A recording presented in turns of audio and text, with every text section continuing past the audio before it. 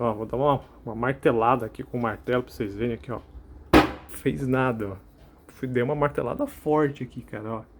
Fala, rapaziada, beleza? Bom, pegamos uma placa aqui de MDF, ó, MDF puro, ó, 15 milímetros. Efetuamos alguns disparos aqui com as esferas, né, e com os slugs. A placa tava meio torta, então a gente endireitou, deixou ela retinha. Ó a diferença aí dos disparos com a placa reta. Ó, entrou bastante, tanto na esfera quanto no slug. E a parte de trás, ó, sensacional. Aqui a parte de trás, ó, vocês podem verificar que não houve, né? Não teve não transpassou o MDF.